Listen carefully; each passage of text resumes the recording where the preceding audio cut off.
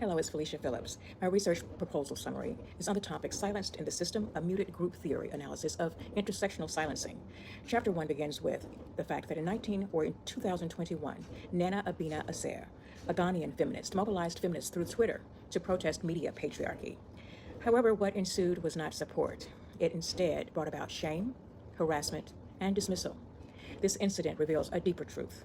When marginalized voices compete with power, online systems are avenues to silence rather than amplify those voices.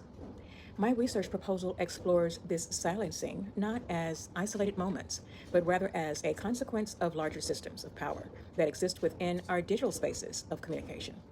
I adopt the muted group theory, or MGT, as developed by Shirley and Edwin Ardener to work within this study. Now, MGT suggests that the rules of communication are established by the dominant groups, such that in many cases the reality experienced by subordinate groups is considered unintelligible. The study purpose and the study design.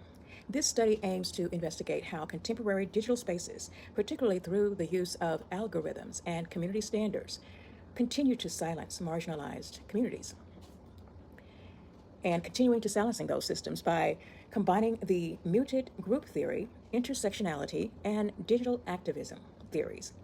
The work discloses a few things. First, the algorithmic silencing of people. Secondly, the resistance to muting by marginalized users.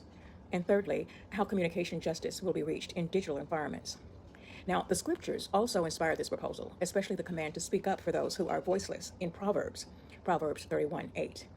Muted group theory, therefore, turns out not only to be an academic, but also an ethical practice based on justice. The next thing I'll try to summarize here is the research.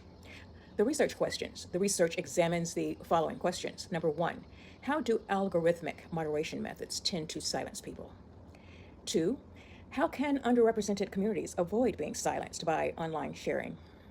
3, is there a system of ethics that can address or lessen these biases?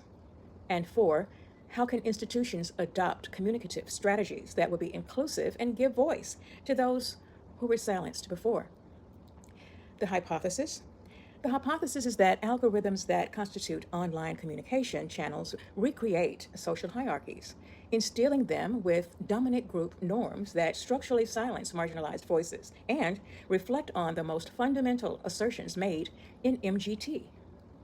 Now, here are the key words. Muted group theory, or MGT, which is the silencing of other groups by the dominant groups through the use of language as well as norms. Digital silencing, which is marginalizing of the voices on the internet under structural and algorithmic actions.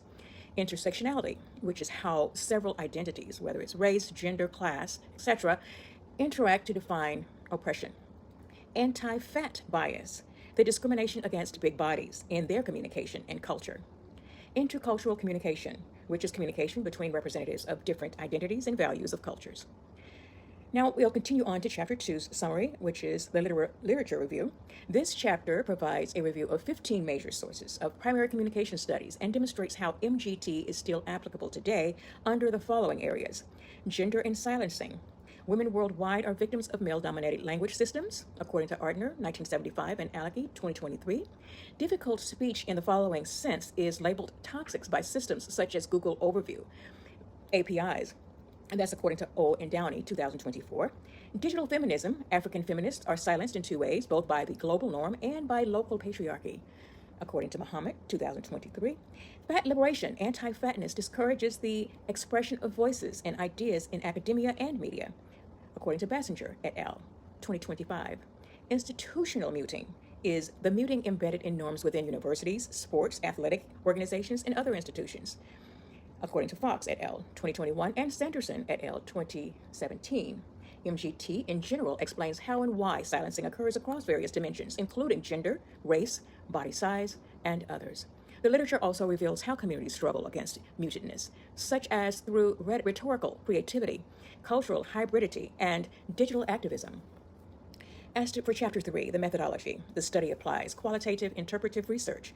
This is a subjectivity and meaning-making approach that is central to mutedness analysis. The multiple case study design addresses the areas of feminist activism, anti-fat rhetoric, and racialized content silencing. It also incorporates 15 to 20 participants comprising digital activists and marginalized content creators. It employs deep intersectional diversity, purposeful and snowball sampling. The data collection includes secure video calls in the form of semi-structured interviews, social media, online blogs, and participant discussions analyzed through document analysis. They will be coded thematically and discursively using NeVivo. It applies Braun and Clark's 6-phase model of thematic reflexive analysis. The key analytic aspects include tone policing, algorithmic bias, and anti-discursive tactics. It includes MGT in all phases of analysis to interrelate the participant voice with digital power systems. Ethical considerations. The research upholds the aspects of participant autonomy, sensitivity to trauma, and confidentiality, and includes informed consent and withdrawal rights, debriefing and resource services, anonymization of identities. Ethical research design reinforces the safety and respect of the participants who go through emotional or traumatic muted experiences. Dissemination plan. The results will be published in academic journals such as Feminist Media Studies and the Journal of Applied Communication Research, National Communication Association, or NCA, and International Communication Association, or ICA, conferences. Also in podcasts and partnerships with advocacy groups. This will ensure the research is both academically and socially influential, as MGT has a justice orientation. My conclusion, muted group theory remains an effective tool for explaining how communication patterns marginalize some groups and benefit others. Digital systems still reflect the inequalities in society, but the silenced voices do not sit and wait. They struggle to adapt, resist, and reclaim space. Through case studies, this study not only expands MGT, but also inspires practical action on the path towards inclusive digital communications. Similar to Proverbs 31:8, this creative work reminds us that justice in communication is not an abstract notion, but a moral duty. I have numerous references, some of which I've mentioned within my summary.